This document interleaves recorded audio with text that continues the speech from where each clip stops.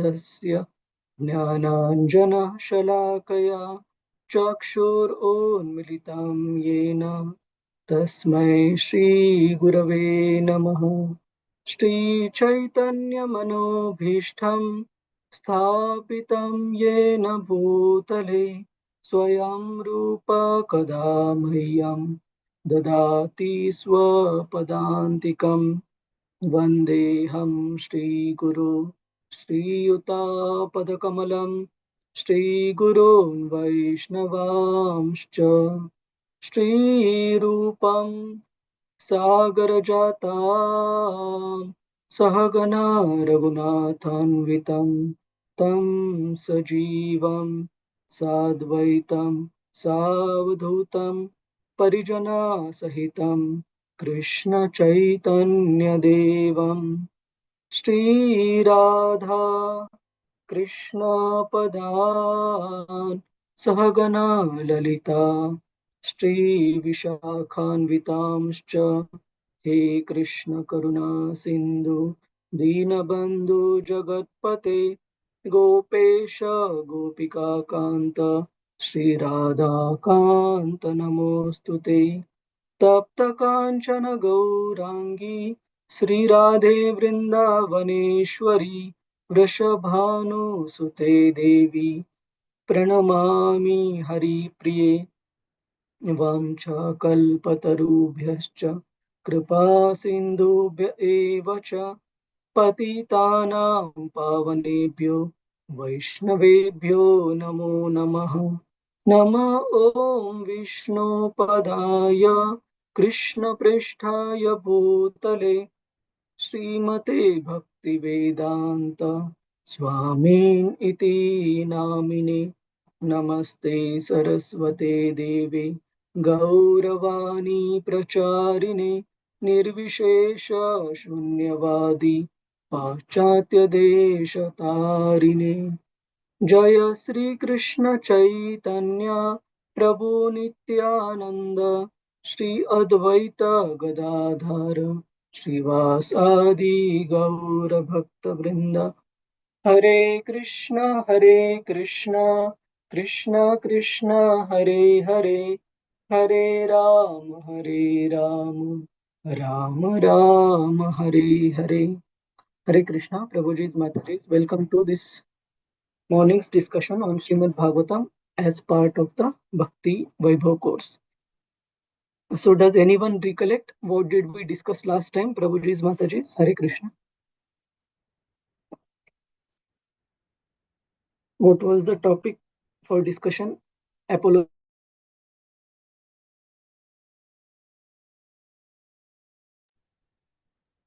Hare Krishna, Prabhuji. Hare Krishna, yes, Prem Prakash Prabhuji. We had a group discussion where we discussed from 30 to 39 verses, wherein we discussed that Lord Krishna was simultaneously and separately present with the queens, 16,108 queens. Yes. And we also discussed how these queens, the dealings of Lord Krishna with these queens, these were not ordinary personalities. These queens are eternally consorts of the Lord, and they have attained this position after many births of austerity. So they are not ordinary persons. Thank you, Prem Prakash Toji. Anyone else? Any other point from the last discussion 2 weeks back? Yes, Prabhuji's, Mataji's. Murli Prabhu, Hare Krishna.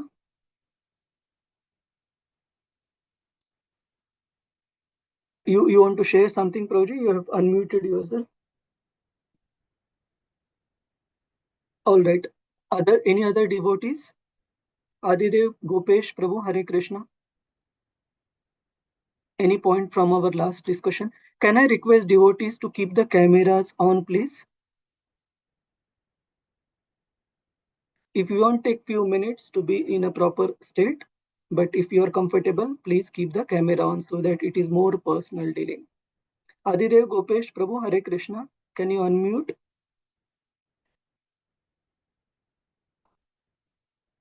Let me see who all.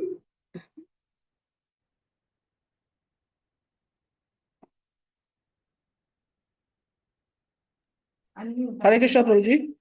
Yes, Prabhuji. Yeah, Prabhuji, you called me? Yes, I asked a question. Yeah, about the what we learned in the previous class. Yes. Yeah, so we saw the Lord Shri Krishna. He reaches Dwaraka and he enters the palace, and like all the he's with all the he enters the palace. Okay. And what else? And like he meets all the queens over there. This And is very generic. This is very generic. We did discuss much more specifically. yeah, the queens, they directly don't come to meet the Lord. They send their sons to meet the Lord first. Mhm. And it's mentioned that the son is like the like like they don't meet the Lord directly first. They send their sons. That's what I remember, Prabhu. Okay, thank you. Thank you, Hare Prabhu. Krishna, Prabhuji. So the queens sent their sons because having taken their births from the bodies of those queens, those sons embracing Lord Krishna, it was like these queens personally uh, embracing Lord Krishna because they were not able to do so in front of everyone. Noted, Murli Prabhuji. Any other point? Any other devotees? Hare Krishna Prabhu, Radhika here. Shall I go ahead? Yes, Rasarangini Mataji. Yeah, so basically, as you said, so first they actually, the moment the queens come, right, they actually hug him from deep within by heart and then by eyes, and then the sons, the order I'm telling chronologically. And Yes. then affection point of view, it is similar. Though it is not representing a relationship of a husband and a wife, but from an affection point of view, it is considered so. Now, besides that, these queens are not normal people, and they are have done a lot of austerities, and they are expansions of Goddess Lakshmi, who has taken shelter in the heart of Krishna. So this is point number two. And I'm not going by the order, Prabhu, but I'm just telling Right. you. Yes. And and the demigods and all take rest in his shoulders. The rest, like, but devotees, pure devotees, take shelter in his leg, and they see the beauty of Krishna's eyes. I mean, face. And also a lot of things, like they have given an analogy of they giving, or everybody giving gifts is similar to the deepa, the light we show to the sun god. That's one analogy given. And second thing is, when Krishna is coming, all four things appear at the same time, like the sun, the moon, the stars, and the lightning, which normally does not, and the rainbow. But they are talking about the five analogies here. One is the sun represents his what do you call, the umbrella. The moon represents the shamara, the semicircles. The stars represent the flowers which are rendered on him, and the what is it, flowers, and yeah, so the so and his, what do you call, the pant, not pant, what do you call, the angoshram, right? The yellow garment of Krishna represents Outer the God. outfit. Yeah, thanks, Prabhu. Represents the lightning, and all put together like rainbow, all of them appear at one time. So this is the analogy they have given. And Krishna is the Param Purusha. So it is not like the common mundane love, because we will relate everything as 16,000. But Krishna appeared as an henpecked husband to all of them, and he is not so. It was because they completely forgot. He was personally present, like Prakash Prabhu had already said. He was personally present simultaneously with all of them because of his very nature of expansion, which others can, that is, even yogi mystery can expand 10 times, but Krishna can go multiple times, right? That is his speciality. And with that kind of an expansion, he actually has all opulences, which satisfies all. And in turn, in spite of that, he remains as Atma Rama, because even Cupid gets disturbed by Krishna. Not Krishna, I mean, sorry, by the queens, by the goddesses. Lord Shiva got disturbed by Krishna in his Mohini avatar, but Krishna is Atma Rama and he never did. In spite of that, we may think it is mundane, but the relationship of the gopis are not mundane, but very, very spiritual, and they were all eternal associates of Lord Krishna. So all the five rasas are eternal, and that was exhibited in Dwaraka. I think That's all, Prabhu, I remember. Hare Krishna, Prabhu. Thank you. Thank you, Rasarangini Mataji. Shama Gopika Mataji, you raised a hand. You want to share something, Shama Gopika Mataji? Hare Krishna Prabhuji. Yeah, actually, I wanted to raise that point that Krishna is not affected. His senses are not affected. He remains unattached. So actually, I think Mataji has already covered that point. So I lowered my hand. Yeah. Okay. Thank you. So all these points, thank you, Mataji. So all these points from the last section of this particular, so don't get confused by section 5, 6, whatever. Main important is, the point is whether the gist of those texts is being covered. So we discussed that how the relationship between Krishna and the queens of Dwarka was that they were always enlivened in the association of the Lord. And as Rasarangini Mataji mentioned, the specific reference is given in Srimad Bhagavatam to the Lakshmis in Vaikuntha, that although they get time with the Lord in seclusion, they are never ever tired of Lord's company. The Lord's company is as enlivening to them at any point in time. Similarly to the queens of Dwarka, also Lord's company was always enlivening, and they could never leave the company of the Lord even for a moment.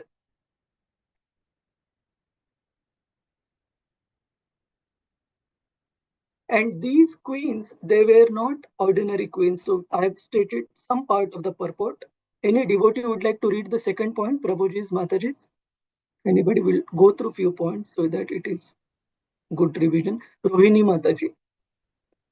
Hare Krishna Prabhuji. Hare Um, Krishna.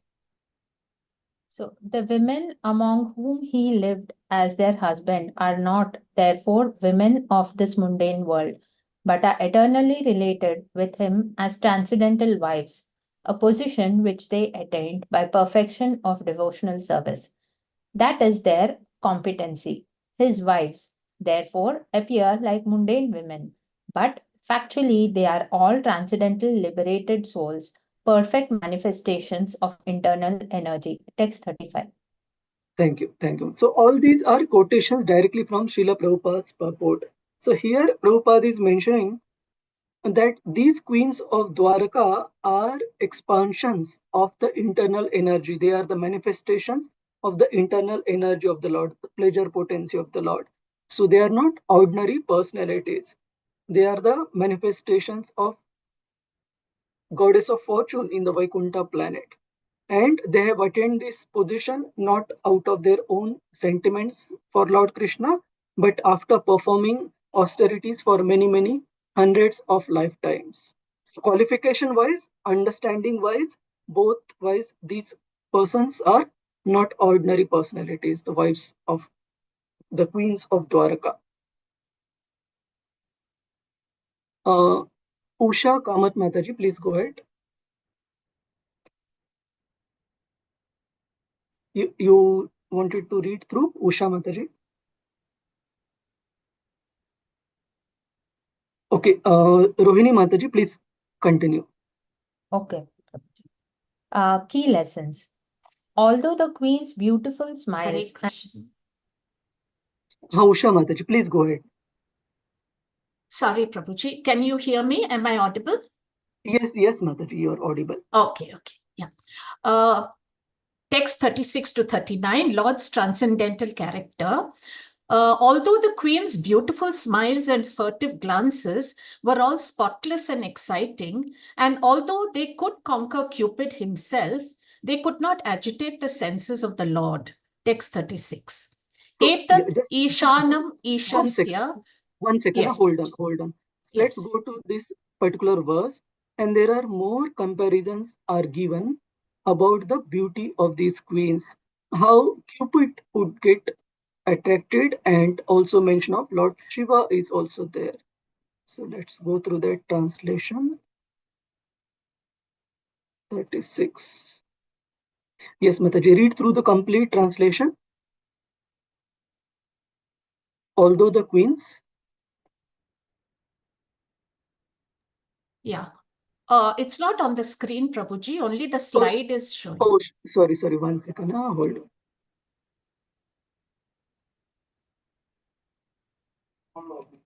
on. Are you able to view it now? Yes, Prabhuji. Okay. So, translation. Although the queen's beautiful smiles and furtive glances were all spotless and exciting, and although they could conquer Cupid himself by making him give up his bow in frustration, and although even the tolerant Shiva could fall victim to them, still, despite all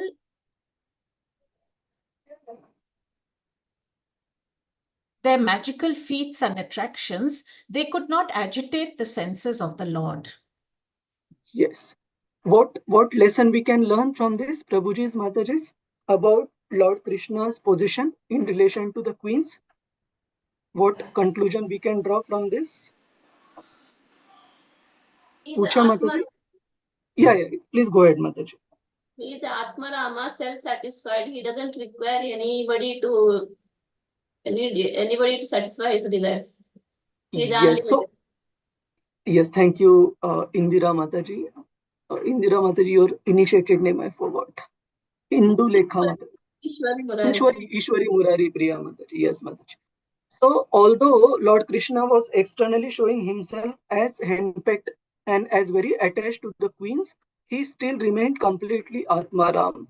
It is not that he was afflicted by the queens. He was only showing his appreciation and reciprocation for the love and affection that the queens were showing in devotion.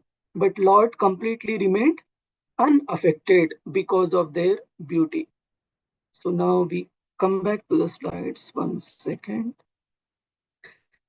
Isha. So these last two verses are very important.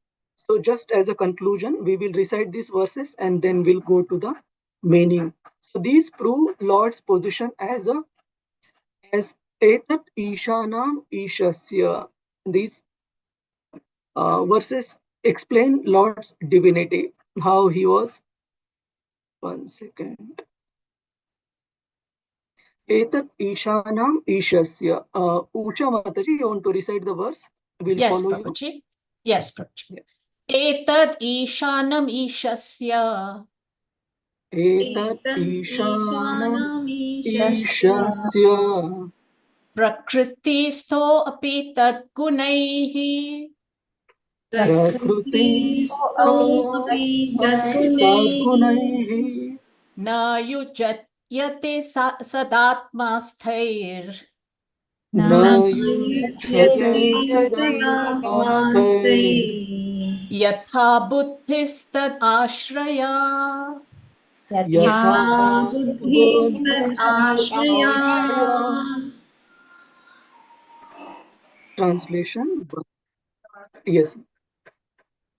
Translation. This is the divinity of the personality of Godhead. He is not affected by the qualities of material nature, even though he is in contact with them. Similarly, the devotees who have taken shelter of the Lord do not become influenced by the material qualities. Yes. Thank you.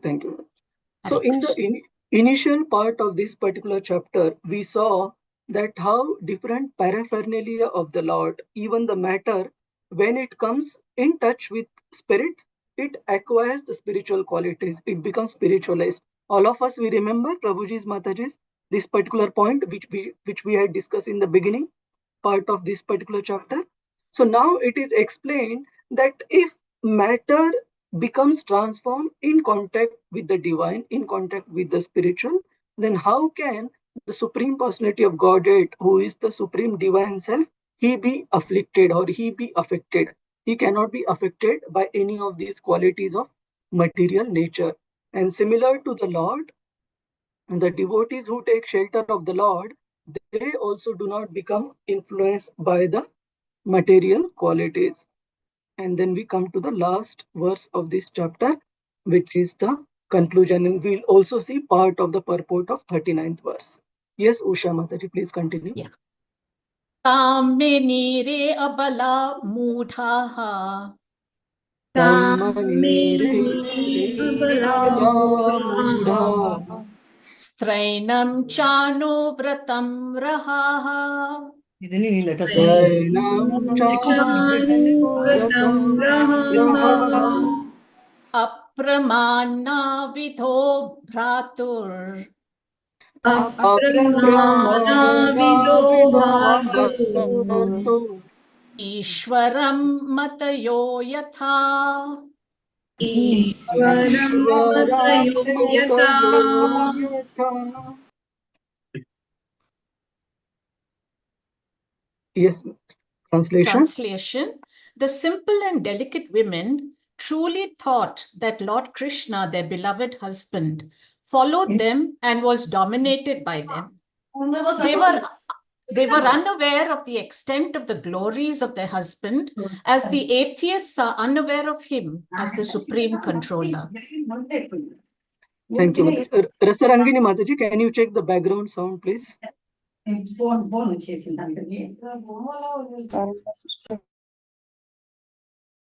So here, the analogy of the queen's understanding of Lord Krishna, that they were completely unaware of him being the supreme controller. Quite surprisingly, the analogy is being given against who? Who are they being compared against? The atheist. The atheist ignorance of Lord Krishna.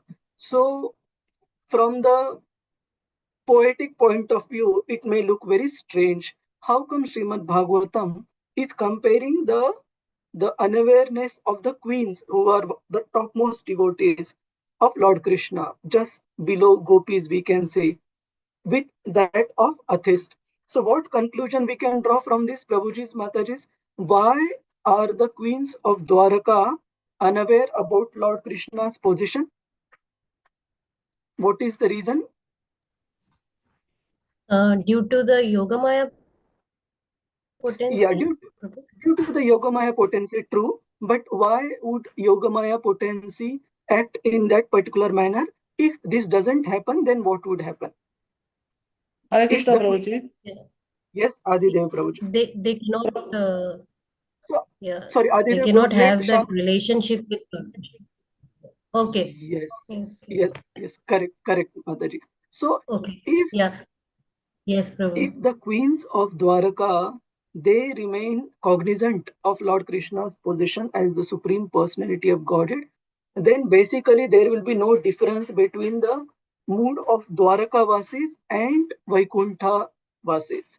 It will become complete service to Lord Krishna in the mood of servitude, right? But there is a difference in Dwaraka. To an extent, there is also Madhurya Ras that is present, which is above the Dasyaras, much above the Dasyaras. So while the queens of Dwaraka, they are expansions of the goddesses of fortune, they are serving Lord Krishna in slightly different mood in their conjugal love as well, not just in the, as Lord Krishna's servant, but they also have the conjugal feelings of reciprocation between Krishna and them. So if the queens of Dwaraka, they don't remain unaware of the extent of Lord's potencies and the glories of Lord Krishna and Lord Krishna's position as the supreme personality of Godhead, then that reciprocation in Madhurya Rasa will not happen. It will be more or less like the Vaikuntha dealings, where we never hear much description about conjugal relationship between Mother Lakshmi and Supreme Personality of Godhead Lord Vishnu in Vaikuntha Loka, because the relationship is still as a master and servant, more or less. But in Dwaraka, that is not the case.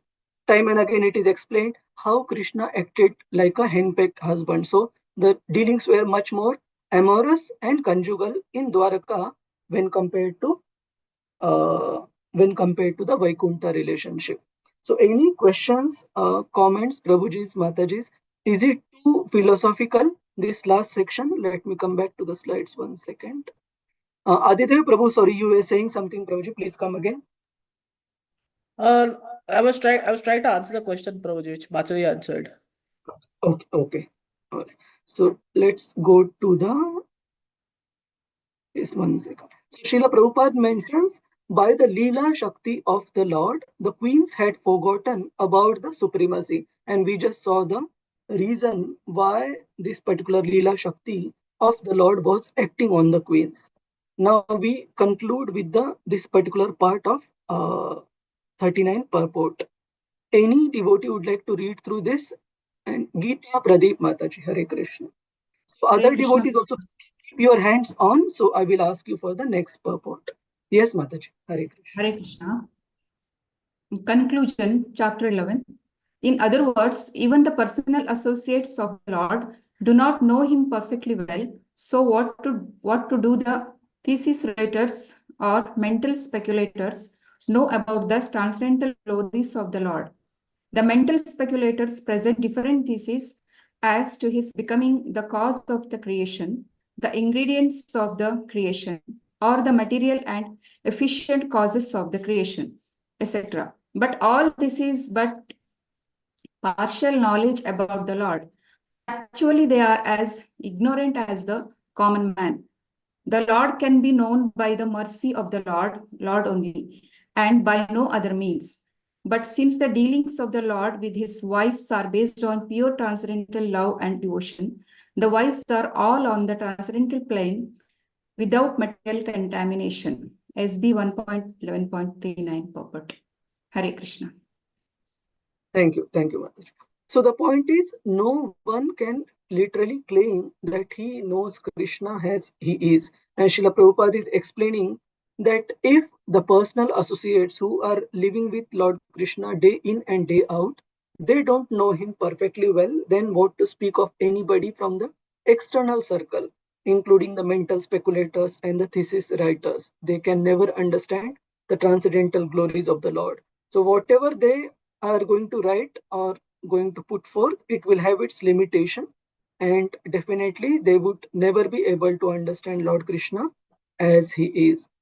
So devotees know him to an extent by his mercy, and to the level Lord Krishna allows us to understand him, only to that level we will be able to understand.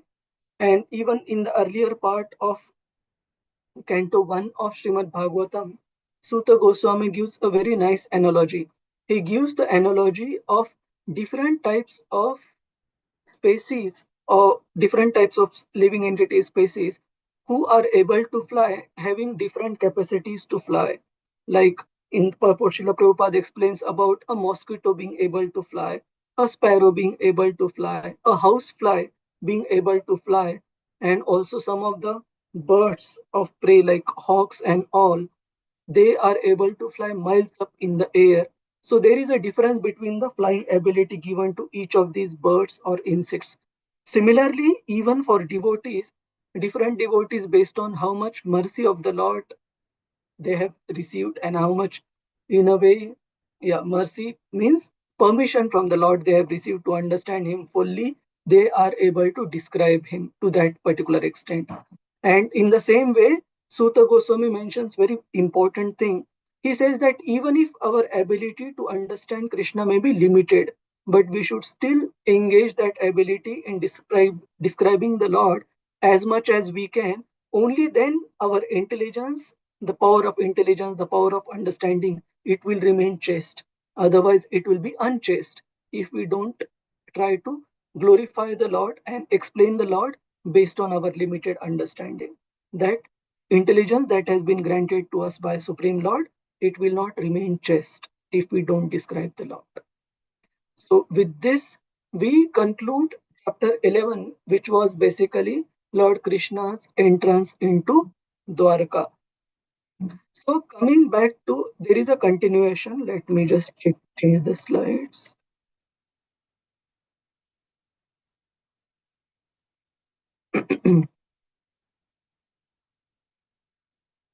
Yeah.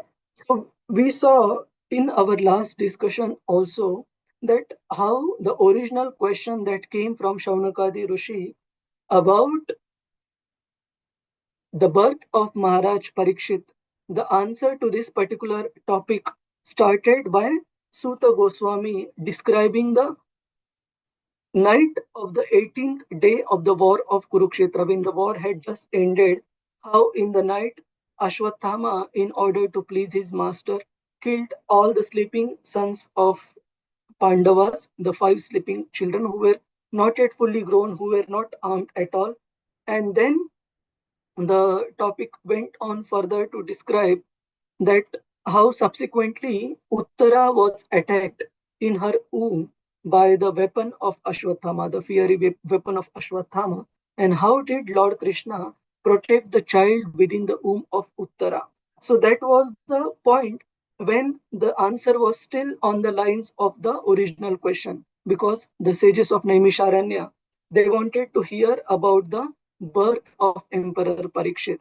So they wanted to hear about the history of Srimad Bhagavatam, including the author. How did Srimad Bhagavatam come about in existence?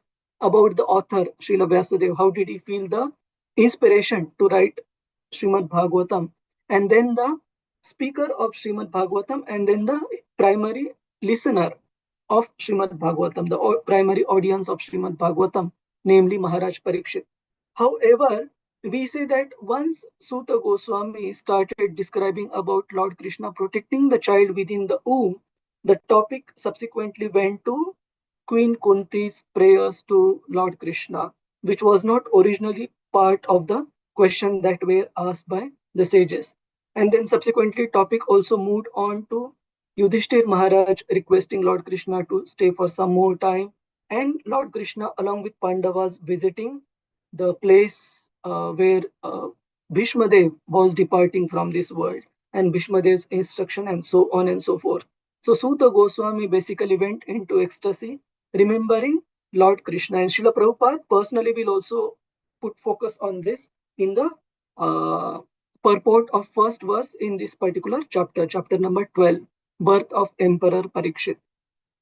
So overall flow we just discussed.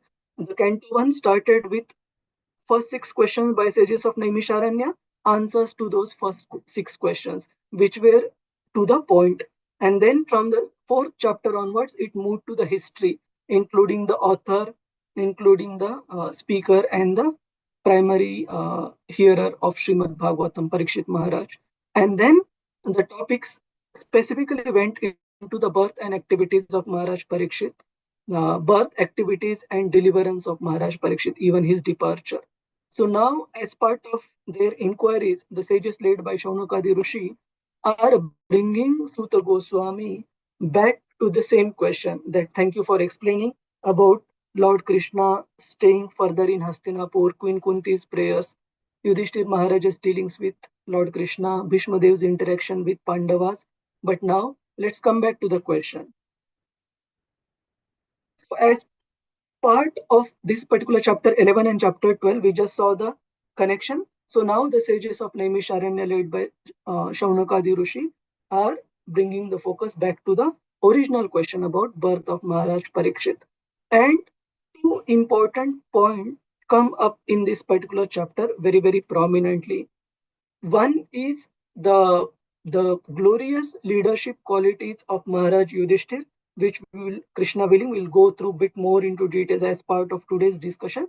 And second is the influence of the Vedic astronomical calculations that influence the life of a particular person. So whatever is the astronomical position of the stars at the point of one particular child's birth, how do those astronomical calculations influence what would happen to that particular child when he or she grows, and including to the specific point to which the the astrologers they went into describing about Maharaj Parikshit right at the time of his birth, including how he would grow, how there will be glorious characteristics of Maharaj Parikshit, including he subduing the personification of Kali Purusha, and he giving shelter even to Kali Purusha to reside in his kingdom.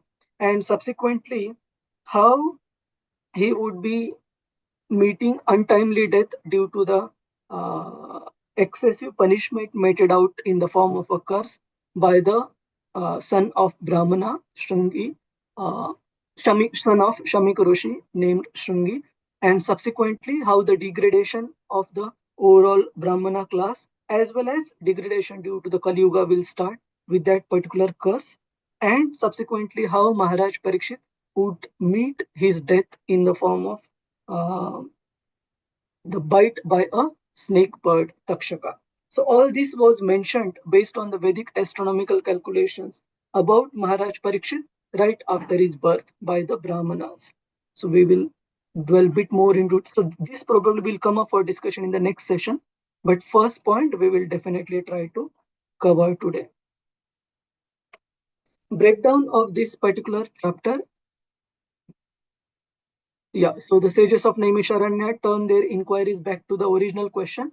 Then, although the chapter is about birth of Emperor Parikshit, it also describes about the glories of Maharaj Yudhishthir as a sovereign leader of the entire earthly planet. How Maharaj Parikshit got the darshan of the Lord within the womb of his mother Uttara and his subsequent birth, and the Brahmanas' glorification of the future glorious qualities of Maharaj Parikshit. And the chapter will conclude with Yudhishthir Maharaj performing an Ashwamedh sacrifice in order to attain his own sins, which he perceives that he has committed because of the killing of so many Kshatriyas, crores of Kshatriyas in the battlefield of Kurukshetra. So let's go through this particular uh, talk by Srila Prabhupada. Actually, this is taken from one of the articles Srila Prabhupada wrote for the Back to Godhead magazine. Sanjukta Mataji, 1 second, let me make it full screen.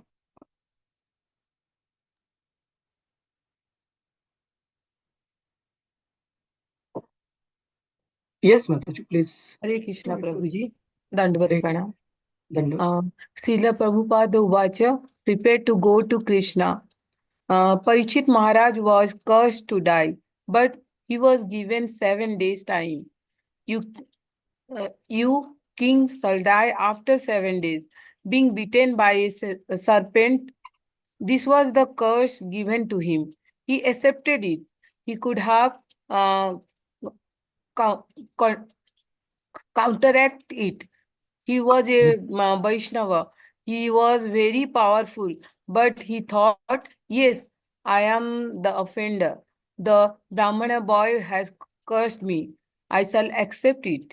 He prepared himself for death. For 7 days, he placed himself on the bank of the Ganges without drinking a drop of water. And for 7 days, he continuously heard Srimad Bhagavatam from Sukdev Goswami. That was decided. In any circumstance of life, hearing and chanting is prescribed. Sukadev Goswami said, "My dear king, I have explained to you what is to be done now. At the time of death, we should take instructions from the behavior of Parikshit Maharaj about how to act when one is on the threshold of death. Everyone on the threshold of death, but the foolish person doesn't know that. The foolish person, Prabhuji, little bit up now. Okay, I'll read for you because this is full screen. I Okay. can't move. Okay. The foolish person thinks, I shall live forever. That is foolishness. Srila Prabhupada ki jai. So let's read through the first, recite through the first text. 1 second. Now, purports to this initial few texts are very important. And although I have highlighted some part, we will go through all parts of the purport. Who wants to recite? 1 second. Ishwari Murari Priya Mataji, Jagadananda Prabhu. You want to recite, Prabhuji, Mataji? Yes, yes, Prabhuji. Hare Krishna. Shaunaka Uvacha. Shaunaka Uvacha. Ashwatthanopasusthena. Ashwatthanopasusthena. Brahmashishrunuru tejasa. Brahmashishronuru tejasa. Uttaraya hato garbha. Uttaraya hato garbha. ईशेना जीवितं पुनः ईशेना जीवितः पुनः. One second. Yes, Mataji. Translation. Translation. The sage Shaunaka said, the womb of Uttara, mother of Maharaja Parikshit, was spoiled by the dreadful and invisible Brahmastra weapon released by Ashwatthama. But Maharaj Parikshit was saved by the Supreme Lord. Thank you, Mataji. Invincible Brahmas. Purport. Purport. The sages assembled in the forest of Naimisharanya inquired from Sutta Goswami about the birth of Maharaja Parikshit. But in the course of the narration, other topics like the release of the Brahmastra by the son of Drona, his punishment by Arjuna, Queen Kunti Devi's prayers, the Pandavas' visit to the place where Brahmastra was, where Bhishma Deva was lying, his prayers, and thereafter the Lord's departure for Dwarka were discussed. His arrival at Dwarka and residing with the 16,000 queens, etc., were narrated.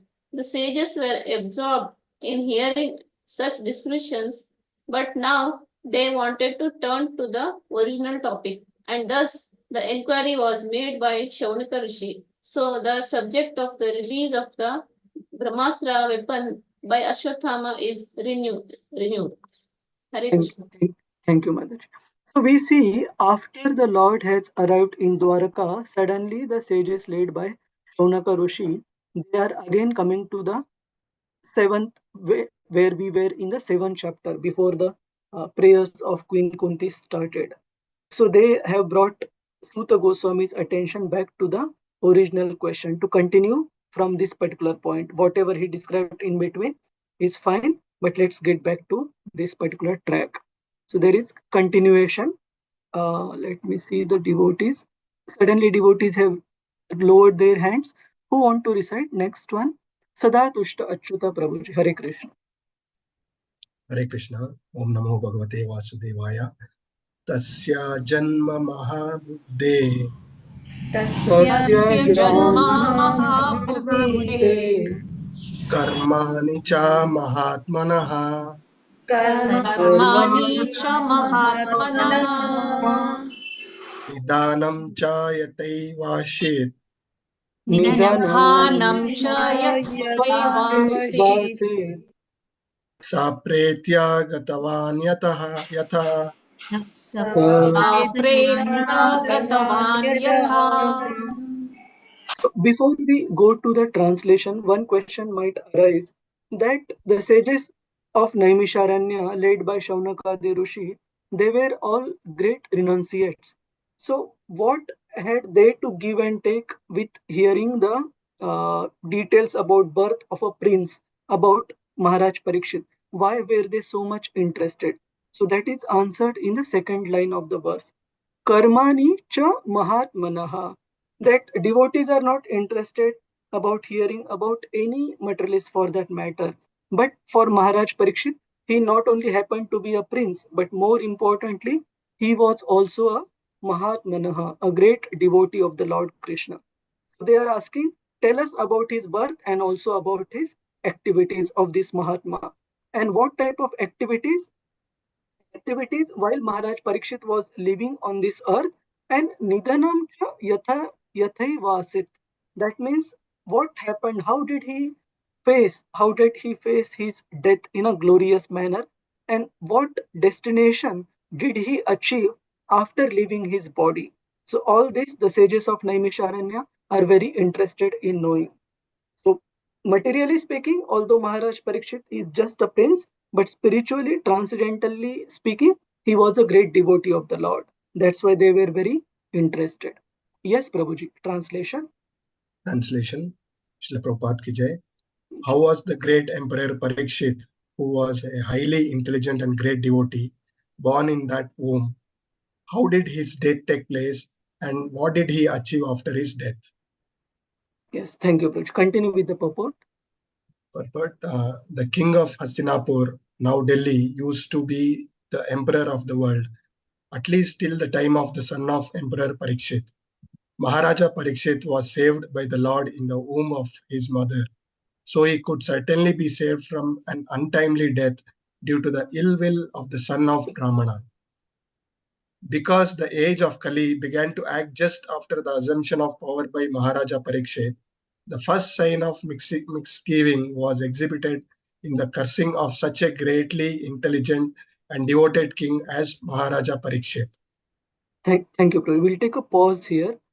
So it was well understood by King Parikshit, and not only by Maharaj Parikshit, but also by the Brahmana Shamik Rishi himself, that whatever punishment has been meted out by the Brahmana boy Shringi to Maharaj Parikshit, it was unjust.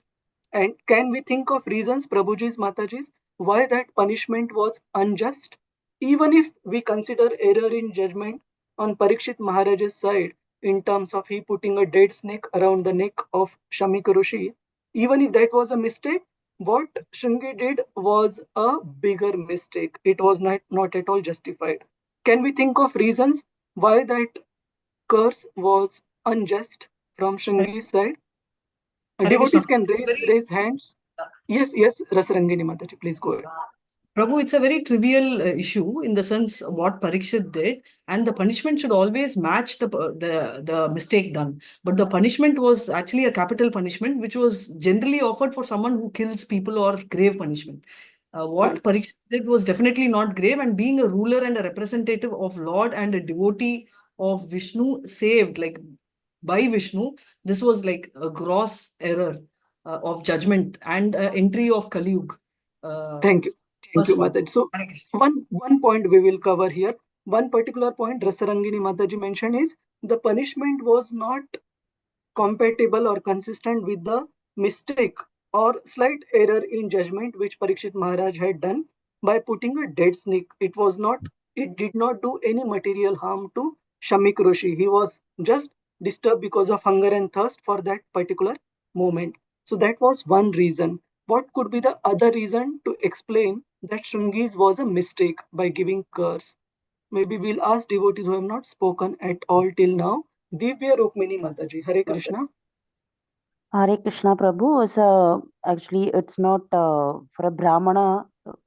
It's not the quality for a Brahmana to get angry for a simple thing. It's totally childish. Yes, so this is again a very important point. If we refer to the qualities of the Brahmana as given in Bhagavad Gita, what are the qualities? What are the important qualities? Shama, Dama, Tapa, Shaucha, Arjava, Astikya, and all these qualities, including austerities, control of the senses, forgiveness, tolerance, all these are supposed to be the primary qualifications of a Brahmana. But in case of Shungi, he became agitated and not even consulting his father, whether his father concurs with his understanding of what has happened, whether it is right or wrong.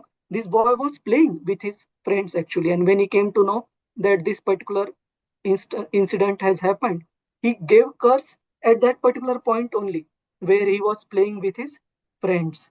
So it was not at all consistent in sync with the qualities what the Brahmanas are supposed to have. Okay, so this is one particular. Can we think of any other reason, any other perspective why what Shungi did was unjust? It was not justified. Prem Prakash Haridas Prabhuji, Hare Krishna. Hare Krishna, Prabhuji. He was a pure devotee and actually a protector of the Brahmanas. Yes, you are quite close. He was a pure devotee, a protector of the Brahmanas, and what else for the other praja? What else for the other subjects? How did he influence them? Having a devotee king. He was a king. Yeah, and he was also, that's why, protective of the spiritual advancement of other subjects. So if you kill the king, obviously these subjects will be without shelter.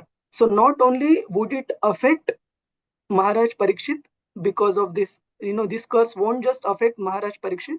This curse would affect every single subject in the kingdom of Maharaj Parikshit because of Maharaj Parikshit being a great devotee of the Lord and he was very well taking care of the spiritual advancement and protection of all the praja, all the subjects basically. So in a way, Tungi impacted the entire kingdom because of this curse, because of letting Maharaj Parikshit meet death. We'll maybe see one more perspective, then we proceed with the purport. Sada Tushta Achyuta Prabhuji, Hare Krishna. Hare Krishna Prabhu, I have a question here. I just want to take one step back and try to understand Parikshit being such a highly intelligent person and great devotee. In first place, why did he do this act? What was the circumstances? Or is it Krishna's willing for Bhagavatam? Just want to understand that particular point. So external reason was Maharaj Parikshit being disturbed because of the severe thirst that he was feeling during his excursion, and that thirst disturbance due to thirst led to error in judgment. But internal reason, what Bhagavatam mentioned, is it was the will of the Lord that that error in judgment happens, so that eventually it leads to the appearance of Srimad Bhagavatam from the mouth of Shukadev Goswami. Okay, as we will see in the later part of the purport, it is very clearly mentioned in Bhagavatam, black and white, and it is mentioned here as well, I think, that since Maharaj Parikshit was saved within the womb of his mother, he was definitely capable of protecting himself from that curse even at a later point in time. So if Parikshit would have wanted, he would have definitely invoked protection by the Lord and this curse would not have acted. But this will come in the later part also explicitly. Is that Okay, all right? Prabhu. Yes, Prabhuji. Hare Krishna. Please continue. The king is? The king is the protector of the helpless citizens and their welfare. Peace and prosperity depend on him. Unfortunately, by the instigation of the fallen age of Kali, an unfortunate Brahmana's son was employed to condemn the innocent Maharaja Parikshit. And so the king had to prepare himself for the death within 7 days. Maharaja Parikshit is especially famous as one who is protected by the Vishnu. And when he was unduly cursed by the Brahmana's son, he could have invoked the mercy of the Lord to save him. But he did not want to because he was a pure devotee. A pure devotee never asked the Lord for any undue favor. Maharaja Parikshit knew that the curse of Brahmana's son upon him was unjustified, as everyone else knew, but he did not want to counteract it because he knew also that the age of Kali had begun and that the first symptom of the age, namely degradation of highly talented Brahmana community, had also begun. He did not want to interfere with the current of the time, but he prepared himself to meet death very cheerfully and very properly. Being fortunate, he got at least 7 days to prepare himself to meet the death. And so he properly utilized the time in the association of Sukadeva Goswami, the great saint and the devotee of the Lord. Hare Krishna. Thank you, Prabhuji. Srila Prabhupada ki jai. So, such a beautiful purport, Srila Prabhupada explains here that Maharaj Parikshit knew very well whatever has just happened is not just, it is not proper, but he did not decide, he decided not to counteract because he did not want to interfere with the will of the Lord. He felt that the symptoms of age of Kali, who earlier Maharaj Parikshit had given protection. So those symptoms had started showing up in the form of error in judgment from this immature Brahmana son, Shungi. And it is explained also in different Acharya's commentary that the degradation of the Brahmana class and along with Brahmana class, other classes as well, as part of the Kali Yuga progress, it began from this particular incident of Shungi cursing Maharaj Parikshit. Basically, it so happens that when we have the one any particular facility to act in a particular way, say for example the yogic Shakti, when it is misused, then the person loses his or her competency, his or her ability because of that error in judgment, like what happened in the case of Shungi. And as we will read in the later part of chapter 1, Shamik Rishi actually lamented that he felt that what has my son did, because of his one mistake, the not only the kingdom is losing the virtuous king, but basically the whole Brahmana race will also suffer degradation because of the mistake of his son. So everyone was aware, just that Parikshit Maharaj did not want to alter the course of action because he knew that Krishna had some plan with the progress of Kali Yuga. And if we look at it from the third person's perspective, we may feel that why didn't Maharaj Parikshit save himself and probably the world degradation would have been stopped. But because Kali Yuga degradation became accelerated, the benefits that are part of Kali Yuga in terms of quickly perfecting one's life by the process of chanting and so many other things, those benedictions to would not have been manifested if this degradation did not begin. So we have to look at it from the wholesome perspective. Any devotees have any questions? Prabhuji's, Mataji's, these purports, first 2-3 verses purports are very important, each and every line. So I have one question on this purport which I will ask if anyone has any questions. Let me check the chat quickly. Can you please give us a briefing on Bible? Okay. So this I answered Sadatushta Prabhuji's questions. Brahmanical qualities we discussed. Shama, Dama, Tapa, Shaucha, Astikya, Arjava. All these are given in 1842. Around that you can look at. King is the protector of citizens. Thank you. So then next question comes, Prabhuji's, Mataji's. How can we describe this particular purport of Srila Prabhupada in one line? What can be the title that we can give this purport? Can you think? Or this verse, not just purport. If we have to give a title to this particular verse, how would it be? Give some time to think and then answer this question. Maybe we'll request devotees who have not spoken at all. So there are so many devotees. Ananda Prada Indulekha Mataji, Dhanya Dhameshwari Mataji, Gunashri Mataji, Lalita Vinodini Mataji, Mangalmay Mataji, Mamta Nagvekar Mataji, and so many other devotees. P.S. Murthy Prabhu. Can you think of a title? And this may differ person to person. There is no right or wrong answer. But if we are to give a one-liner title, if we want to revisit this verse in our revision, what title we can give to this verse and the purport? Whoever wants to answer can raise hand. So, Dhanya Dhameshwari Mataji. Yes, Mataji. Hare Krishna. Hare Krishna Prabhu, from this purport, one thing we can tell, we are all part and parcel of the Supreme and we are not independent. So everything happens as per the will of the Supreme Prabhuji. So as per Dhanya Dhameshwari Mataji, what title we can use? Everything happens for a purpose. Everything happens because of the will of the Lord, as Maharaj Parikshit understood. And he did not want to counteract that will. Thank you, Dhanya Dhameshwari Mataji. Any other thoughts? Any other devotees? What can we consider? Again, as I mentioned, there is no right answer or wrong answer because everybody, Krishna has given unique intelligence to understand. Prema Priya Jai Shri Mataji. Hare Krishna. Hare Krishna Prabhuji.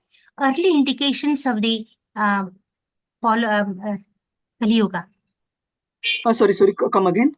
Early indications of Kali Yuga. Indications of the onset of Kali. Okay.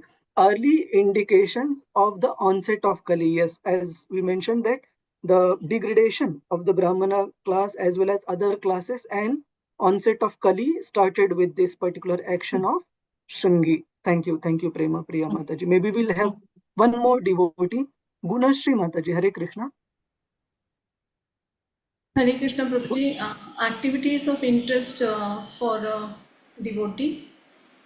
Activities of interest for devotee. Okay, can you elaborate? Like here as you explained, like the sages of Naimisharanya, they were interested here because it was dealing with topics of the pure devotee. So that's why they wanted to hear about the birth of Parikshit Maharaj. So in that aspect, I thought like because they were interested in birth and activities and destination of the pure devotee, they were not interested in any other material mundane topics. Thank you, Gunashri Mataji. So Gunashri Mataji just mentioned that what should be the true interest for any common man to hear about the birth activities of a pure devotee of the Lord. So maybe we'll hear one last devotee, Venkata Narsimha Prabhuji. Hare Krishna. Yes, Hare Prabhuji. Krishna Prabhuji. Why Yes. Srimad Bhagavatam has come into existence? Okay. How did Srimad Bhagavatam come into existence? To be honest, we have not till reached that. It will come in subsequent verses, Prabhuji. That Parikshit Maharaj taking shelter of Shukadev Goswami, all the sages assembling, Shukadev Goswami showing up there, and he being uh, unanimously agreed for the high seat. So that will come. Okay. Thank you, Prabhuji's Mataji's. Let me see here. What is the yes? Why Parikshit Maharaj embraced death, although he was fully capable to reverse it, as it is mentioned in the purport. He was like he could he got saved by the mercy of Lord Krishna within the womb of mother. It was definitely possible for him to save himself at this point also, but he did not counteract in any way to save himself. So we'll go to the next verse. Any questions, comments, Prabhuji's, Mataji's, Hare Krishna? These are important verses. Please note down the important parts of the purport either in your own hard copy of Bhagavatam or in your soft copy. Okay. There are few devotees who have raised their hand. Prema Priya Jaya Shri Mataji. You want to recite? Prema Yes, Priya Prabhuji. Mataji. Yes, Okay, if you one don't mind, second. Prabhuji. Yes, 1 second. That was third. Now we are at third verse, right? Yeah. So This was over, Prabhuji. Yeah. Hare Krishna, Prabhuji. Yadidam shrotumichhamo Tadidam shrotumichhamo vaditum yadi manyase gatitam yadi manyase bruhi na shraddhadananam bruhina shraddhadananam yasya jnanam adachukah jnanam adachukah. Hare Krishna. 1 second. Yeah. Translation. Yeah. Translation by Srila Prabhupada, Prabhupada Ki Jai. We all respectfully want to hear about him, Maharaja Parikshit, to whom Shukadeva Goswami imparted transcendental knowledge. Please speak on this matter. Thank you. So again, this some part of the purport I have highlighted, but we will go through the entire purport. It's very important. Yes, Mataji. May I start? Yeah. Shukadeva Goswami imparted transcendental knowledge to Maharaja Parikshit during the remaining 7 days of his life, and Maharaja Parikshit heard from him properly, just like an ardent student. The effect of such a bona fide hearing and chanting of Srimad Bhagavatam was equally shared by both the hearer and the chanter. Both of them were benefited.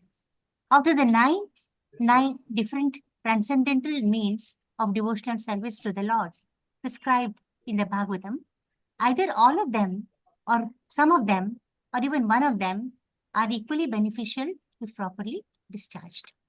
Maharaja Parikshit and Shukadeva Goswami were serious performers of the first two important items, namely the process of chanting and the process of hearing. And therefore, both of them were successful in their laudable attempt.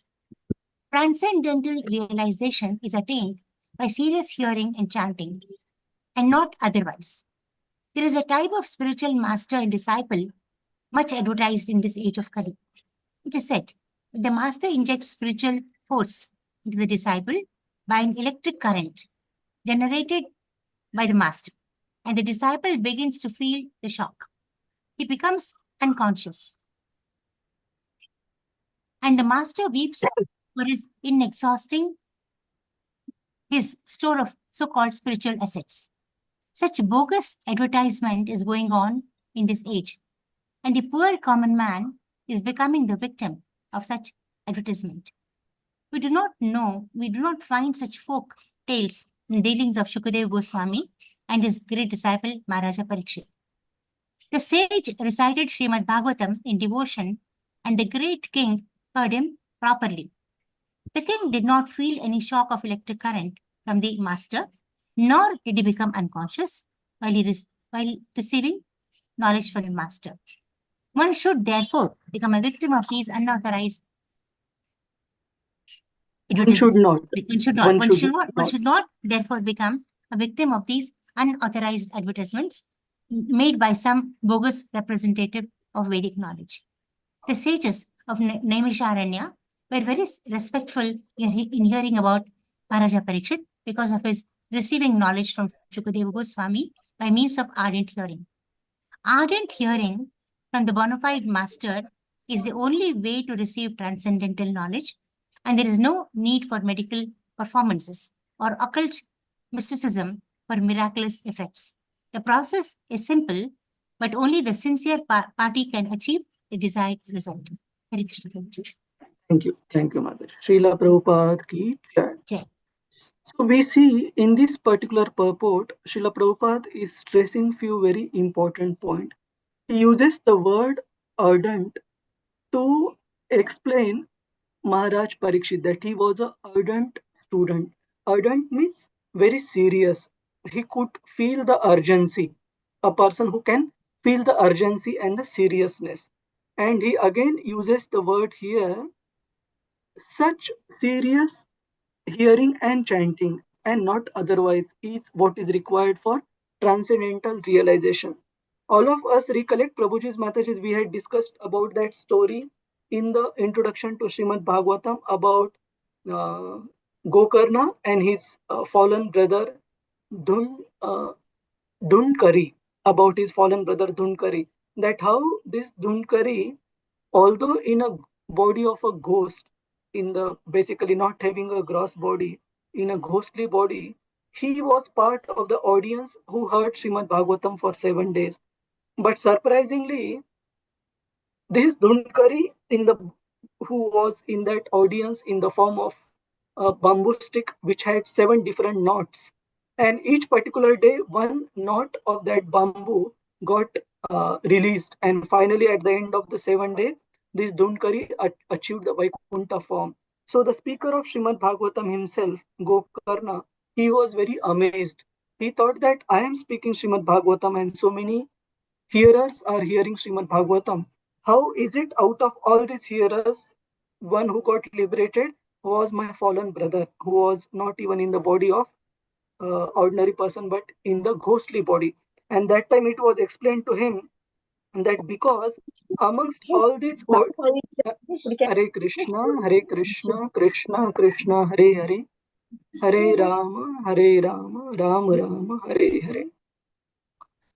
So he was explained that no one in the audience heard it as much with urgency and as much with desperation like Dhunkari heard Srimad Bhagavatam.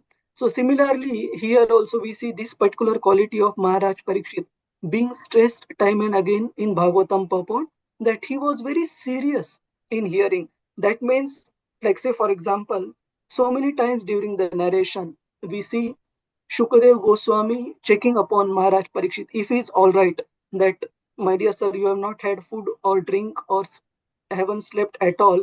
Do you want to have some break? But Maharaj Parikshit time and again kept insisting to Shukadev Goswami that please don't request for a recess or a break. Your glorification of the Supreme Lord itself is acting like a nectar and I'm not feeling inconvenienced at all. Like we see many of the topics of Srimad Bhagavatam, they were not planned in a step-by-step manner by Shukadev Goswami, but it was the seriousness, eagerness of Maharaj Parikshit to hear that encouraged Shukadev Goswami to go further into details. Like say for example, Prahlad Maharaj's all pastime. It was not planned, like Prahlad Maharaj's qualities, Hiranyakashipu's excesses committed on Prahlad Maharaj. It was not planned, but when Shukadev Goswami mentioned that Prahlad, also possessing all the quality of the Devatas and all the good qualities, but his father was somehow very inimical towards him. Immediately, Parikshit Maharaj became inquisitive. If he possessed all the godly qualities, Prahlad, then why was Hiranyakashipu very inimical towards him. And then the story of Prahlad Maharaj goes, which nearly covers the entire 7th canto. Similarly, when the childhood pastimes of Lord Krishna were being described, more or less Shukadev Goswami, it looks like from the verses, he decided to conclude after the birth of Lord Krishna and some initial pastimes, the childhood pastimes. But Maharaj Parikshit immediately said, no, no, no. All the other incarnations you have covered, I don't want you to cover Krishna to that level of details, but go much more in depth. And immediately Shukadev Goswami was further encouraged. Like when Aghasurs, basically Krishna killing Aghasur was discussed. It was, sorry, not Krishna killing Aghasur, the Brahma Vimohan Leela. Did I confuse? Aghasur's pastime, the story was explained by the Yes, Prabhu. boys, yeah, by the boys to their parents 1 year late. Immediately, Parikshit Maharaj became inquisitive.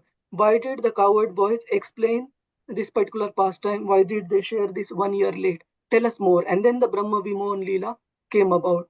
So the point is, based on the seriousness, urgency, eagerness shown by Maharaj Parikshit, Shukadev Goswami was encouraged to discuss about Lord Krishna more and more.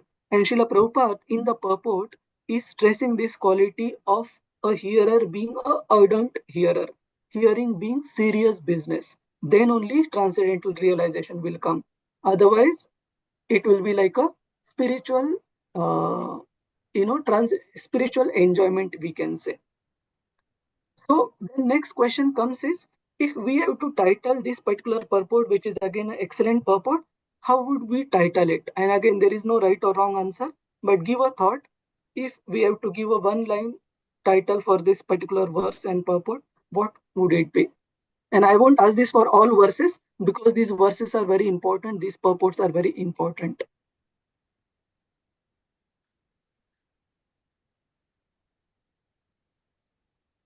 Hare Krishna, Prabhuji's, Mataji's. What would be the, meanwhile I'll just quickly take few comments from the chat.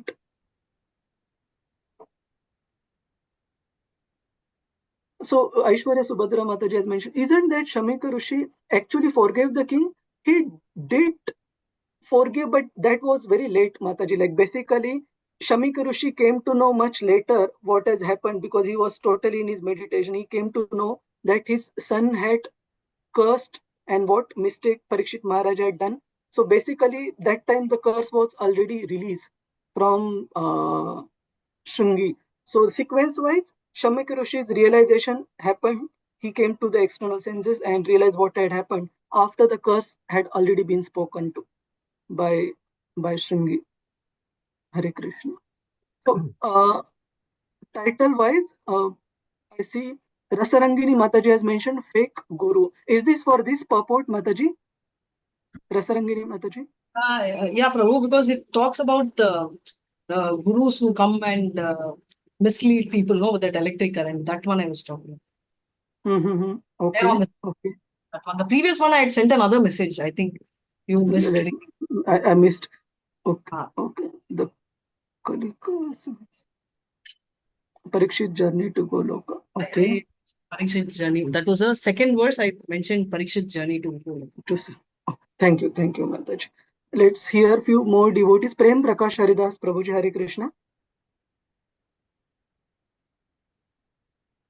Prem Prakash Prabhu, you want to share anything for text 3 purport? How would we title it? The transcendent and ardent hearer. Sorry, repeat that again, Prabhuji. Transcendental speaker and ardent hearer. Ardent hearer. Okay. And Prema Priya Mataji has also mentioned revelations of sincere Shravanam and Kirtanams. Thank you, Prabhuji's, Mataji's. So what have I mentioned here? Yes, success in spiritual life comes by sincere hearing. So all 3 point to similar particular point that how Prabhupada mentions one needs to hear from that particular sense of urgency, then we will gain benefit. If we hear as a spiritual what is the word I'm trying to use? मनोरंजन नहीं करना है. So we don't want it as a spiritual entertainment. We want it as our basically our liberation from this material world is dependent on this. We are in that fire. What Maharaj Parikshit is in. So now next part of the discussion is a group activity. So let me come back to the slides.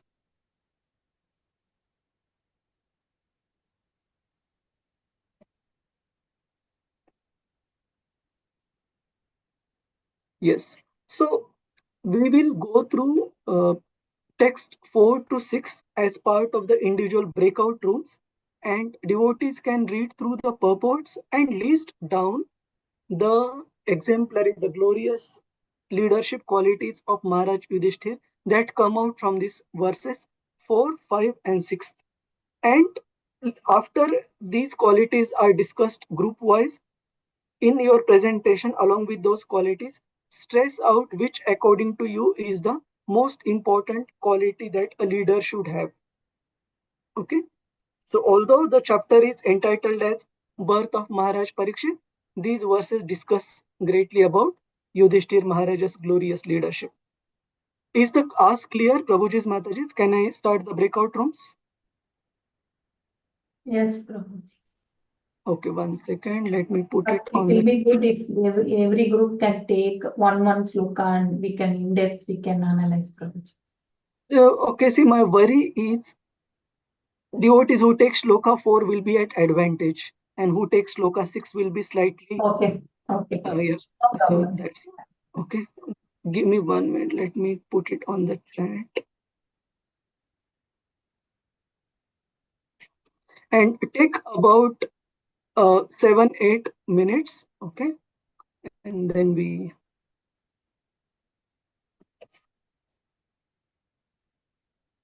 Let me make the breakout rooms. So I'll make 3 Prabhuji's Mataji so we don't spend long. Okay. Hare Krishna.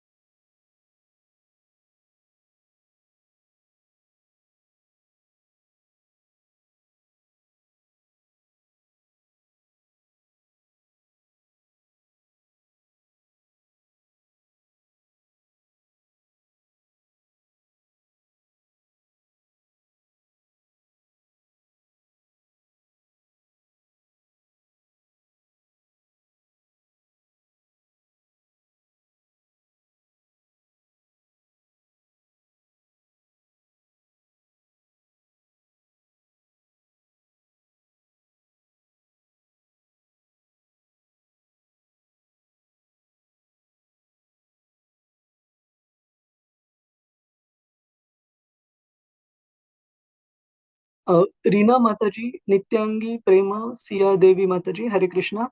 You want to join in your respective groups? PS Murthy Prabhu, Vivek Sharma Prabhu.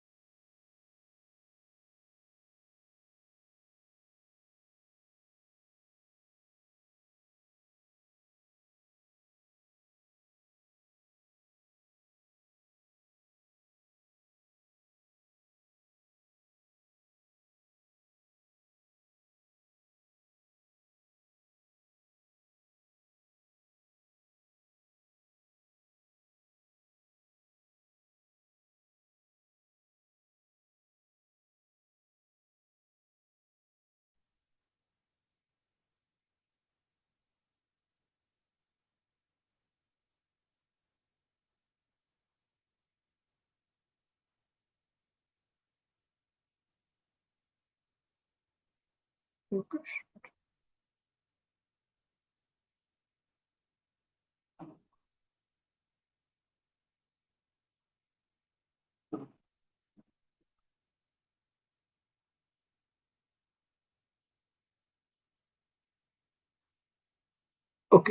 I think we just have.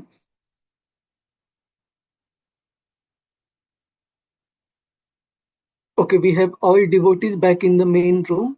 So who will be the devotees presenting from group 1? Lalita Mataji, Prabhuji. Lalita Vinodini. Okay, 1 second.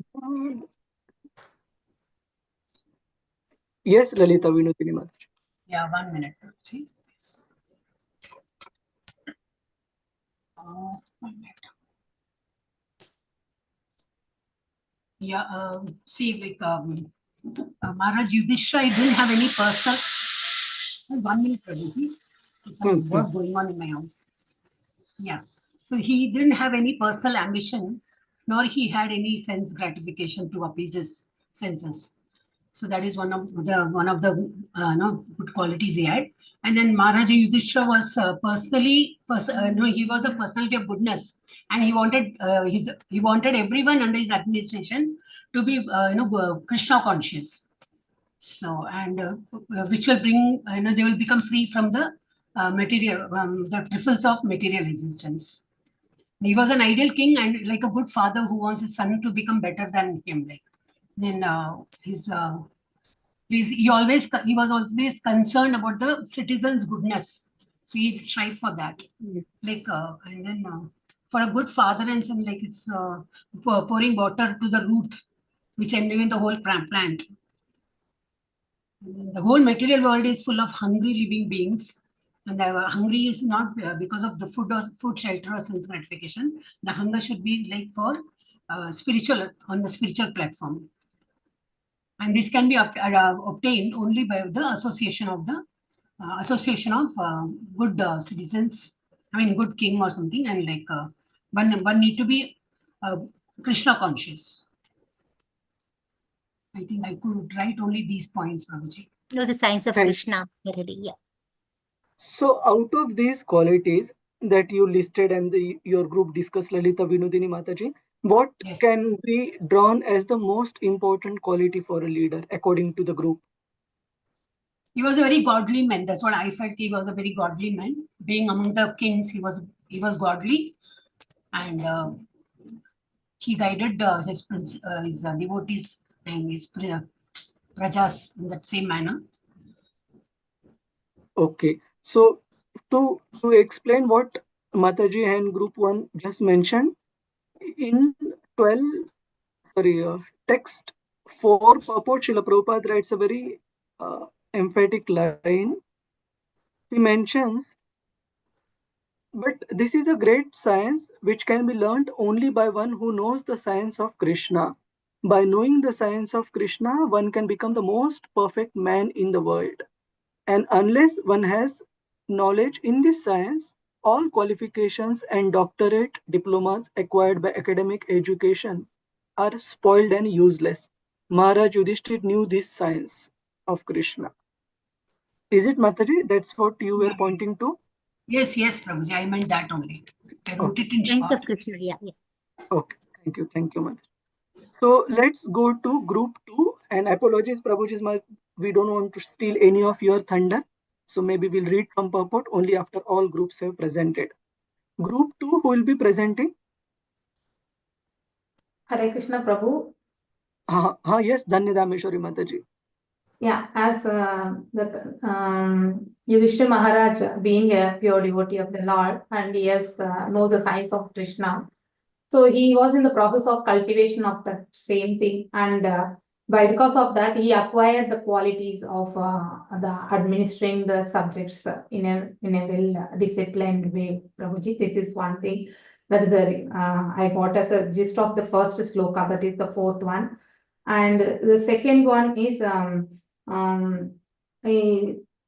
for a pure devotee, that is automatically it will follow, that is like a good wife and the subjects and brother support, all those things and all will follow from the second good administration.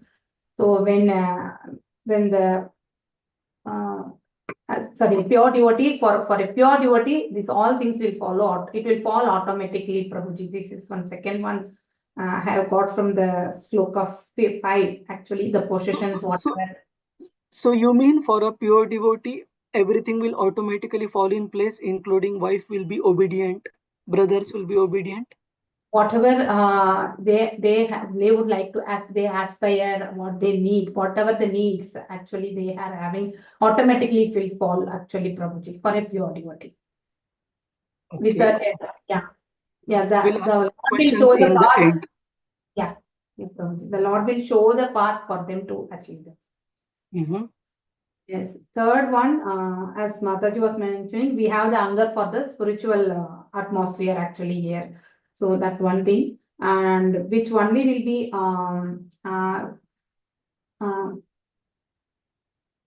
the hunger can be satisfied when the living being is situated in immortality, which is attained in the spiritual. That is by liberation, Prabhuji. This one point I have made it actually, so that we can serve the Lord there. So once we reach the lotus feet of the Lord, we can serve there. This is the third point I have noted down, Prabhuji. I was not able to make much of that, so only these many points are there. Just repeat that point 3 again, Mataji, once more. So in this world, we have the hunger for a spiritual atmosphere. So wherein the spiritual this hunger will be only satisfied by serving the Lord by attaining the liberation, Prabhuji. So this one thing I would like to insist on that point. Okay. Thank you. Thank you, Dhanyad Ameshwari Mataji. Any other devotees we have from group 2? If not, we proceed to the final group. Right. Who will be the devotees from group 3? Hare Krishna, Prabhuji. I have been nominated as the spokesperson for the group. While we reiterate what group 1 and 2 said, we also say that Maharaj Yudhishthira was an extremely generous soul. He made no differentiation, and his rule was based completely on equality. He treated the environment, the animals, the humans, everybody very equally and generously. He had no personal ambition. He was free from all sense gratification, and he was a totally devoted devotee, completely absorbed, ardent devotee of the Lord. He was continuously absorbed in the service of the Lord and followed the principle of watering the roots and not the leaves. He himself was highly developed and realized, and he encouraged his subjects also, the citizens also, to become highly realized and Krishna conscious. And during his reign, it can be compared to the analogy of Ramaraja. Everybody was treated equally. He also involved his entire family, his brothers and everyone into everything that was happening. They were part of his government, and he managed all the affairs of the kingdom very, very efficiently. So we can conclude that being absorbed totally in Krishna consciousness, he was a perfect devotee, an ideal leader, as well as a wonderful family man. So he was, an ideal person to rule the kingdom, Prabhuji. Thank you, Usha Mataji, and all devotees from group 3. As we see, the Hare common Krishna. theme across all these groups comes about the Yudhishthir Maharaj's quality about being completely devoted to the Lord. That forms the basis of a true leadership.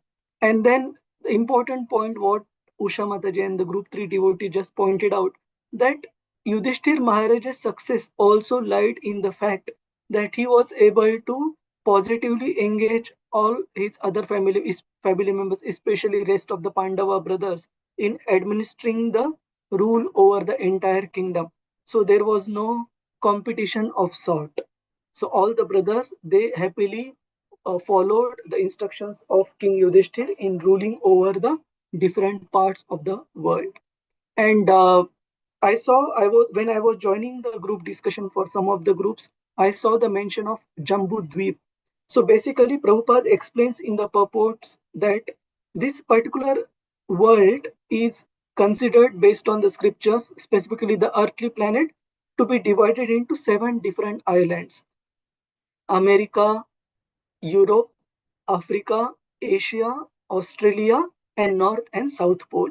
That's how Srila Prabhupada mentions. So even the earthly planet is described in the scriptures as a planet with 7 islands. So now don't get too complicated that how come we are counting America as one and North America and South America we are not differentiating and all that. So leave it to Srimad Bhagavatam. But I'm just explaining how Bhagavatam purports explain. So all these Pandava brothers, they were responsible in charges for different regions that were allocated to them. So now we will, are you all able to view my screen, Prabhuji's, Mataji's? We'll go through some of the highlighted portions of the purport to make sure that we don't miss any important points. Are you able to view my screen? Yes, Prabhuji. Yes, Okay. Prabhuji. Fine. Let's quickly go through. So this particular point we have already read, how Maharaj Yudhishthir knew perfectly well the science of Krishna, and unless one knows this science, one can never be a perfect person with all the necessary qualifications. Then it is also mentioned by Prabhupada, his motto means Maharaj Yudhishthir's motto of administration was all good for the citizens. For as personified goodness, he knew perfectly well what is actually good for them. He conducted the administration on that principle and not on the Rakshasi, demoniac principle of sense gratification. As an ideal king, he had no personal ambition and there was no place for sense gratification because all his senses at all times were engaged in loving service of Supreme Lord. Like we see in the case of some of the demoniac kings, like Hiranyakashipu, for example, he completely tried to change the religious principles topsy-turvy by rewarding people who were following the path of adharma and punishing those people who were following the religious practices. So his conception of a ideal administration was that people who are demoniac like him should enjoy and they should exploit those who are following religious lives. But Yudhishthir Maharaj's conception was totally the opposite. Let's see few more highlighted parts. Oops, it's not proceeding at all. Are you still able to hear me, Prabhuji's, Mataji's? Yes, Prabhuji. I don't know what is wrong with the Kindle. It's not moving to the next page. Right. All my highlights are here.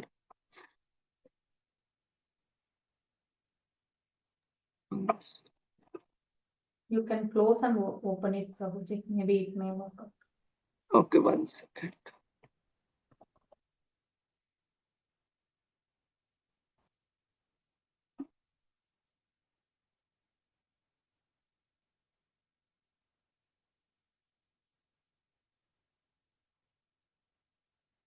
Yeah, now it should hopefully work. Let's see. Yes. Maharaj Yudhishthir therefore was constantly engaged in the service of the Lord, and thus the parts and parcels of the Lord, the living entities, under his careful administration, were perfectly attended with all comforts in this life and all progress in the next. So this point we time and again see that ideal kings, they don't just bother about the spiritual advancement of the citizens, they also look after the material comforts. Like we see in the story of Prithu Maharaj. Although Prithu Maharaj's predecessor, his own father, King Vena, was a sinful personality and all that, when Maharaj Prithu first took over the kingdom after the Brahmanas appointed him, he did not directly guide the citizens towards spiritual perfection. What did he do as the first step? Prithu Maharaj? Yes, Dhanya Dhameshwari Mataji, unmute. Cultivation, Prabhuji, no? Yes, he made sure that the material necessities are properly taken care of.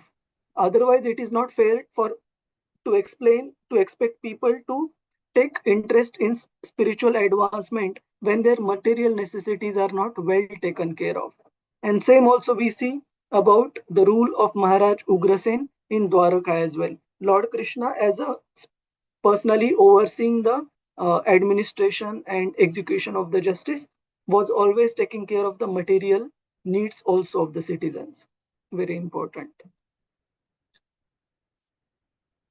Maharaj Yudhishthir's good sacrifices and qualifications were so lofty and virtuous that even the residents of the higher celestial planets were already prepared to receive him as one of them.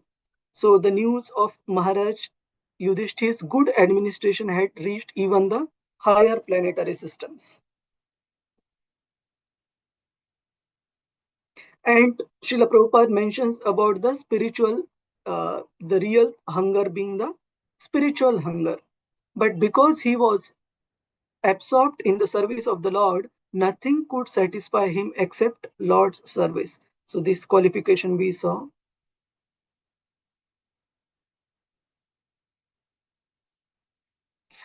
Yeah, so this particular one point which group one or group two devotees mentioned, I just want to be reiterating bit more details on this. Maharaj Yudhishthir was one of the liberated souls, and therefore for him there was no pleasure in a vast kingdom, good wife, obedient brothers, happy subjects, and prosperous world. These blessings automatically follow for a pure devotee, even though the devotee does not aspire for them. So just one particular point in this, Prabhuji, that we cannot expect all material things to be settled and properly in place if we take up Krishna consciousness and try to become a pure devotee. We have to take it with a pinch of salt. Like we also see examples of so many great souls. Take the example of Srila Prabhupada himself. Now, not wanting to disrespect any of the family members, but the matter of fact remains that Srila Prabhupada's family members were not cooperating with him, including his wife, in his practice of Krishna consciousness. How was Srila Prabhupada chanting his 16 rounds? Anybody has read in Leelamrit or heard? How was Srila Prabhupada chanting his 16 rounds on a day-to-day basis?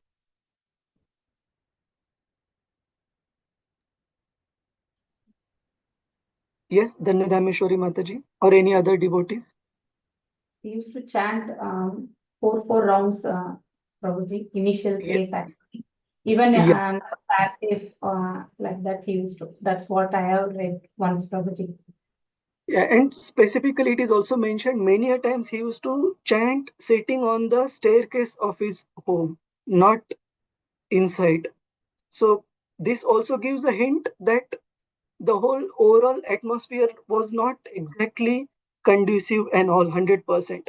And moreover, we also see some other places it is made. Like say, for example, Srila Prabhupada himself mentions that seeing the not too well cooperation and support from his wife, he also at some point considered whether he should marry a second time.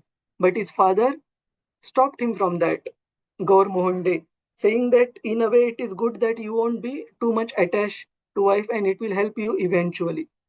So the point is, if one becomes a pure devotee, it doesn't mean that all other material facilities will automatically fall in place. There can be challenges and not can be more or less there will be challenges for sure in the material world. But most important is how did these devotees face these challenges?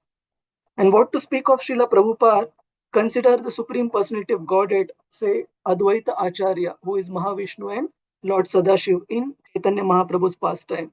How many children did Advaita Acharya have? Or even if you don't recollect how many children, how many of them were cooperative or were in sync with their father in his practice of devotional service? Yes, other devotees also. Hare Krishna. There are so many of you who would have definitely read, heard. Shama Gopika Mataji. Lalita Vinodini Mataji, or other devotees. Sadhatushta Prabhuji, Hare Krishna. Are we still together, or am I lost, Prabhuji's, Mataji's? Are we still in sync with the discussion, what we are discussing? Yes, Prabhuji. Okay, so the point we are trying to discuss is, does being a pure devotee guarantee a person that all material facilities will perfectly fine in our life? Everybody will be cooperative and obedient? No, No. Prabhuji. Never, No. Prabhu. No. No. So the next question was, Advaita Acharya, how many children were in sync with him for practice of devotional service? One, two, okay. Total, he had 6 children, and out of which 3 were in sync and 3 were not. Okay, so if Advaita Acharya is the Supreme Personality of God, it is Mahavishnu plus Sadashiv combined. So if he's showing through his own example, then we can be rest assured that all family members need not be in sync. But that doesn't mean that we become antagonistic towards them. We still manage them lovingly, like Srila Prabhupada did till his very end. Just one point I would conclude.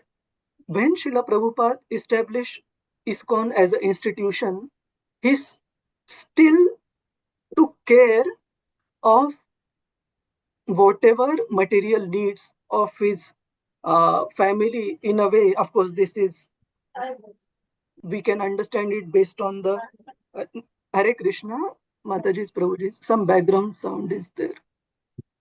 Rasarangini Mataji. Yeah. I'm muting Prabhupada. So, Srila Prabhupada took care of the material needs of his family even after establishing the ISKCON as an institution, where the license, exclusive license for selling the BBT books, was given to his youngest son, I believe for the West Bengal state, if I'm not wrong, till the time of his uh, departure from this world, Vrindavan day. So we see, point is not that till what time the license was given and all, but Prabhupada did make sure that his son does earn in some way or other, at the same time facilitating the BBT books sale. But he was not saying that, okay, he's not, they haven't taken seriously to the process of devotional service, so I don't look after them at all. As a father, he did make sure that I do my duty to take care of them as nicely as possible. Rest, it is Krishna's will. Till the time I am able to make sure that they are taken care, I should try. But rest is their will and Krishna's will. So the point is, such great devotees, we can understand that even if some members of the family are not completely supportive, are antagonistic, still they did not abandon completely, neither did they push those elements within the society, within the family, to behave the way they want to pursue their own life. They gave sufficient freedom, but at the same time, never compromise on their own spiritual pursuits. So is this clear, Prabhuji's, Mataji's, about great souls like we discussed, Maharaj Prithu, Maharaj Yudhishthir, Srila Prabhupada, Sri Advaita Acharya, and so many others? Any question, comment on this? Is everyone tired? Prabhuji's, Mataji's will conclude soon. Okay, so this part we discussed earlier. Prabhupada mentions the spiritual hunger is really there, and that the hunger is for spiritual food, spiritual shelter, not exactly the hunger for food, material food and clothing and shelter.